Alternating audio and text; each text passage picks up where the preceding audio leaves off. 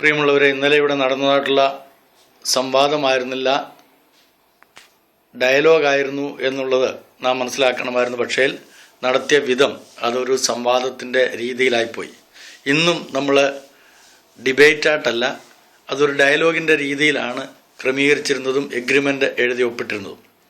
എന്നാൽ ഇന്നും അത് ഒരു സംവാദത്തിൻ്റെ രീതിയിലേക്ക് പ്രിയപ്പെട്ട സജീർ ബുഖാരിയും അദ്ദേഹത്തിൻ്റെ ടീമംഗങ്ങളും കൊണ്ടെത്തിച്ചു എന്നുള്ളത് വളരെ ഖേദകരമായ കാര്യമായതുകൊണ്ടാണ് ഇന്നിവിടെ ഇത് അവസാനിപ്പിക്കുവാൻ നിർബന്ധിതമായത്. ഒരു കാര്യം നമ്മൾ ഓർക്കണം, ഞാൻ മുസ്ലിം സഹോദരങ്ങളിൽ പല പക്ഷക്കാരുമായിട്ട് സംവാദം നടത്തുവാൻ തയ്യാറാണെന്ന് പറഞ്ഞു. എന്നാൽ സുന്നി വിഭാഗവുമായിട്ട്, അതിൽ AP സുന്നികളും EK സുന്നികളായാലും അതേപോലെ ഇതര പല ഗ്രൂപ്പുകളുണ്ടല്ലോ, അവരുമായിട്ട് പലരുമായിട്ട് സംവാദത്തിനില്ല എന്ന് പറയാൻ ഒരു കാരണം, പല കാരണങ്ങളുണ്ട്. അതിലൊരു കാരണം, ഈ ഡിബേറ്റും ഡയലോഗും തമ്മിലുള്ള വ്യത്യാസം അവർക്ക് അറിയുകയില്ല എന്നുള്ളത് ഈ 2 ദിവസത്തെ പരിപാടി കൊണ്ട് നമുക്ക് മനസ്സിലാക്കാൻ സാധിച്ചു. ഡിബേറ്റ് എന്താണ്, ഡയലോഗ് എന്താണ് എന്നുള്ളത് അവർ മനസ്സിലാക്കിയിരുന്നെങ്കിൽ ഈ വിധത്തിലായിരിക്കില്ല കാര്യങ്ങൾ എത്തിക്കുക. ഇന്നലെ ഇവിടെ നിന്ന് ഡയലോഗ് കഴിഞ്ഞതിന് ശേഷം ചില ആളുകൾ, സജീർ ബുഖാരി അടക്കം ചില ആളുകൾ എൻ്റെ ഭവനത്തിൻ്റെ സമീപ പ്രദേശത്താണ് താമസിക്കാൻ പോയത്. പോകുന്ന വഴിക്ക് അവിടെയുള്ള പലരോടും ഫാദറിനെ ഞങ്ങൾ തോൽപ്പിച്ചു എന്ന് അവരിൽ ചിലർ പറയുകയും എൻ്റെ സ്നേഹിതന്മാരായ അയൽവാസികളായ ചിലരൊക്കെ വന്ന് എന്നോട് ആ കാര്യങ്ങളെക്കുറിച്ച് സംസാരിക്കുകയുണ്ടായി. എനിക്കതിനകത്ത് വലിയ മനപ്രയാസം ഉണ്ടായി. കാരണം ഒരു തോൽവിയും ജയവും എന്ന് പറയുന്ന വിധത്തിലല്ലല്ലോ ഡയലോഗ്. ആശയങ്ങൾ കമ്മ്യൂണിക്കേറ്റ് ചെയ്യുക, ആശയങ്ങൾ വിനിമയം നടത്തുക എന്നുള്ളതാണ്. ശരിയും തെറ്റും പ്രേക്ഷകരാണ് തിരിച്ചറിയേണ്ടത്. ഇന്നലെ വളരെ ഭംഗിയായിട്ട് യേശുക്രിസ്തുവിൻ്റെ ദൈവികത്വത്തെക്കുറിച്ച് ഇവിടെ പറയുകയുണ്ടായി. ഇന്നലത്തെ വിഷയം എന്തായിരുന്നു? യേശുക്രിസ്തുവിൻ്റെ ദൈവികത്വം വിശുദ്ധ ബൈബിളിൻ്റെ അടിസ്ഥാനത്തിൽ ബ്രാക്കറ്റിൽ ഇതര ഗ്രന്ഥങ്ങളുടെയും. അപ്പോൾ യേശുക്രിസ്തുവിൻ്റെ ദൈവികത്വം എന്ന് പറയുമ്പോൾ ത്രിയേക ദൈവത്തിലെ 2ാമത്തെ വ്യക്തിയായിരിക്കുന്ന യേശുക്രിസ്തുവിൽ ദൈവികത്വം അന്തർലീനമാണെന്നും പൂർണ്ണതയുള്ളതുമാണെന്നും വെളിപ്പെടുത്തുകയായിരുന്നു, പ്രഖ്യാപിക്കുകയായിരുന്നു വേദപുസ്തകത്തിൻ്റെ അടിസ്ഥാനത്തിൽ എന്നുള്ളത് നമുക്കറിയാം. അത് ഭംഗിയായിട്ട് ബ്രദർ ഫെന്നി ചെയ്യുകയുണ്ടായി. എന്നാൽ അത് അങ്ങനെയല്ല, യേശു തന്നെ പറഞ്ഞിട്ടുണ്ടോ എന്നുള്ള ചലഞ്ചുകളുമായിട്ട്, വെല്ലുവിളികളുമായിട്ടാണ് പിന്നീട് മുസ്ലിം പക്ഷം എഴുന്നേൽക്കുകയും പറയുകയും അതിന് സജീർ ബുഖാരി തന്നെ വളരെ ശക്തമായിട്ട് ചോദ്യങ്ങൾ ഉന്നയിക്കുകയൊക്കെ ചെയ്തു. എന്നിട്ട് വേദപുസ്തകത്തിൻ്റെ അടിസ്ഥാനത്തിൽ തെളിയിക്കപ്പെടേണ്ടുന്ന കാര്യം തെളിയിച്ചു കഴിഞ്ഞപ്പോഴും അങ്ങനെയല്ല എന്ന് പറയുമ്പോഴും ഒക്കെ നമുക്ക് പ്രയാസമുണ്ട്. കാരണം കാര്യങ്ങൾ ഗ്രഹിക്കുവാനുള്ള മനസ്സോടുകൂടി അല്ല, ഒരു തുറന്ന മനസ്സോടുകൂടി ആയിരുന്നില്ല അതിൽ സമീപിച്ചതെന്നുള്ളത് നമുക്കറിയാം. 2ാമത്തെ കാര്യം, ഈ ഡിബേറ്റും ഡയലോഗും തമ്മിലുള്ള അന്തരം അറിയുകയില്ലെന്ന് മാത്രമല്ല, ഇവിടെ പറഞ്ഞിരിക്കുന്ന എഗ്രിമെൻ്റ് അനുസരിച്ചായിരുന്നില്ല കാര്യങ്ങൾ നടന്നത്. അതുകൊണ്ടാണ് ഞാൻ ഇനി സുന്നികളുമായിട്ട് ഡിബേറ്റിനില്ല എന്ന് പറഞ്ഞ്, ഡയലോഗ് നടത്തുകയെന്ന് ഞാൻ പറയുന്നില്ല, ഡയലോഗ് നടത്തും, ഡിബേറ്റിനില്ല എന്ന് പറയുന്നതിൻ്റെ കാരണം, ഡിബേറ്റ് എന്ന് പറയുമ്പോൾ ഒരു തർക്കശാസ്ത്രം അതിനകത്ത് അന്തർലീനമാണ്. നമ്മൾ തർക്കിച്ച് ജയിക്കണമെന്നോ ഉള്ള കാര്യങ്ങളല്ല ദൈവികമായിട്ടുള്ള കാര്യങ്ങൾ. അത് ദൈവം നമുക്ക് വെളിപ്പെടുത്തി തന്ന കാര്യങ്ങളുടെ അടിസ്ഥാനത്തിൽ വിശ്വസിക്കുകയും അംഗീകരിക്കുകയും ചെയ്യുന്ന ഒരു കാര്യമാണ്. അപ്പോൾ ഇന്ന് ഇവിടുത്തെ വിഷയം എന്ന് പറയുന്നത് മുഹമ്മദ് നബിയുടെ പ്രവാചകത്വം എന്നുള്ളതാണ്. അത് ഖുറാനും ബ്രാക്കറ്റിൽ ഇതര ഗ്രന്ഥങ്ങളെയും എന്ന് തന്നെയാണ് എഴുതിയിരിക്കുന്നത്. ഞാൻ ആ ഭാഗം ഒന്ന് വായിക്കാം. അതിൽ നിന്ന് വ്യതിചലിച്ച് വേണ്ടാത്ത കാര്യങ്ങളൊക്കെ സംസാരിക്കുകയുണ്ടായി. പ്രിയപ്പെട്ട സജീർ, അതേപോലെ തന്നെ മുസ്ലിം സഹോദരങ്ങൾ, ബ്രദർ അയ്യപ്പൻ ഭംഗിയായിട്ട് ആ കാര്യങ്ങൾ അവതരിപ്പിച്ചപ്പോൾ അതിനെ കോട്ടിമാട്ടി ആക്ഷേപിക്കുന്ന വിധത്തിൽ സംസാരിച്ചത് വളരെ ഖേദകരമായിട്ടുള്ള കാര്യമാണ്. ഇവിടെ വിഷയം ഇതാണ്: മുഹമ്മദ് നബി സല്ലല്ലാഹു അലൈഹി വസല്ലമയുടെ പ്രവാചകത്വം.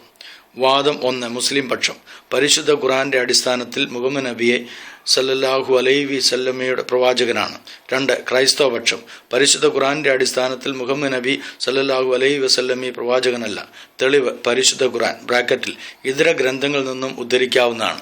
ഇവിടെ ബ്രദർ അയ്യപ്പൻ ഉദ്ധരിച്ചതുപോലെ തന്നെ പരിശുദ്ധ ഖുറാൻ്റെ ഇസ്ലാമിക ഗ്രന്ഥമായിരിക്കുന്ന മതഗ്രന്ഥമായിരിക്കുന്ന ഖുറാൻ്റെ അടിസ്ഥാനത്തിൽ മുഹമ്മദ് നബിയുടെ എല്ലാ ജീവിതചര്യകളെയും നമുക്ക് മനസ്സിലാക്കാൻ കഴിയില്ല. അത് ഏതൊരു മുസ്ലിമും, പ്രത്യേകിച്ച് സുന്നികളും പൂർണ്ണമായിട്ട് അംഗീകരിക്കുന്നതാണ്. സുന്നികൾ മറ്റ് ഇതര മുസ്ലിം സഹോദരങ്ങളെക്കാൾ കൂടുതൽ നബിയുടെ സുന്നത്തൊക്കെ അംഗീകരിക്കുന്നവരാണ്, അഥവാ കൂടുതൽ പ്രാമാണിക ഗ്രന്ഥങ്ങളൊക്കെ ഉള്ളവരാണ്. അപ്പോൾ അതിൽ നിന്നൊക്കെ ഉദ്ധരിച്ചപ്പോഴേക്കും ഇത്രയും വൈകാരികമായിട്ട്, ഇത്രയും മോശമായിട്ടൊക്കെ സംസാരിച്ചത് ശരിയായില്ല. അത് മനസ്സിലാക്കാത്തതുകൊണ്ട് വിഷയം നിങ്ങൾ ഗ്രഹിക്കുവാൻ മനസ്സ് കാണിച്ചില്ല എന്ന് മാത്രവുമല്ല, നിങ്ങൾ എഴുതിയിരിക്കുന്നതും ഒപ്പിട്ട് തന്നിരിക്കുന്നതുമായുള്ള പ്രമാണത്തിനെതിരാണ്. ഇവിടെ പല കുറി പറയുകയുണ്ടായി, ഇവിടെ പ്രമാണം എഴുതി. പ്രമാണം എഴുതിയത് സജീർ ബുഖാരിയാണ്. സജീർ ബുഖാരിയും ഞാനും കൂടെ ഒപ്പിട്ടു. അത് ഇവാഞ്ചലിക്കൽ ചർച്ച് ഓഫ് ഇന്ത്യയുടെയോ അല്ലെങ്കിൽ ഷാലോം മിനിസ്ട്രീസ് ഇന്ത്യ എന്നും പറഞ്ഞിട്ടോ അല്ല. ഇപ്പോൾ സജീർ പക്ഷം ആ വിധത്തിലാണ് അതിനെ അവതരിപ്പിക്കുന്നത് എന്നെനിക്ക് മനസ്സിലായി. പക്ഷേ ഇവിടെ എഴുതിയിരിക്കുന്ന എഗ്രിമെൻ്റ് തന്നെ ഈ വിധത്തിലാണ്. ബഹുമാന്യനായ ഡോക്ടർ ജോൺസൺ തേക്കടയിൽ സാറുമായി കണ്ണൂർ ശ്രീകണ്ഠാപുരം സ്വദേശി സജാദ് നടത്തിയ ആശയവിനിമയത്തിൽ ഉരുത്തിരിഞ്ഞത് പ്രകാരം മുസ്ലിം ക്രൈസ്തവ പണ്ഡിതന്മാർ ചേർന്നിരുന്ന് നടത്താൻ തീരുമാനിച്ച ഡയലോഗിൻ്റെ വിശദാംശങ്ങൾ എന്നാണ്. അപ്പോൾ ഡയലോഗിൻ്റെ വിശദാംശങ്ങൾ മുസ്ലിം ക്രൈസ്തവ പണ്ഡിതന്മാർ ഏതെങ്കിലും ഒരു ബാനറിൻ്റെ കീഴിലല്ലാതെ ചെയ്തത്. മുസ്ലിം പക്ഷത്തെ ചില സഹോദരങ്ങളും ക്രൈസ്തവ പക്ഷത്തെ ചില സഹോദരങ്ങളും ആശയവിനിമയം നടത്താമെന്നുള്ള ആഗ്രഹത്തിൻ പ്രകാരമാണ് ഇത് നടത്തിയത്. പക്ഷേ അതിനെ ഏകപക്ഷീയമായിട്ട് ഡിബേറ്റാക്കി മാറ്റുകയും അതോടൊപ്പം തന്നെ ഏകപക്ഷീയമായിട്ട് തങ്ങൾ വിജയിച്ചു എന്ന് വിളംബരം ചെയ്ത് ഇന്നത്തെ ഈ പരിപാടി പോലും പൂർത്തീകരിക്കാതെ പോവുകയും ചെയ്തതിലുള്ള ഖേദം ഞങ്ങൾ വാസ്തവമായിട്ട് അറിയിക്കുകയാണ്. ഞങ്ങൾക്ക് പറയുവാനുള്ള കാര്യങ്ങൾ തുടർന്നും ഞങ്ങൾ നിങ്ങൾക്ക് അറിയിച്ചു തരുന്നതാണ്. CD-കൾ കൂടെ ആയാലും ഇൻ്റർനെറ്റിൽ കൂടെ ആയാലും സ്നേഹസന്ദേശം.com കൈത്തിരി.com ഒക്കെ നിങ്ങൾക്കത് മനസ്സിലാക്കാം.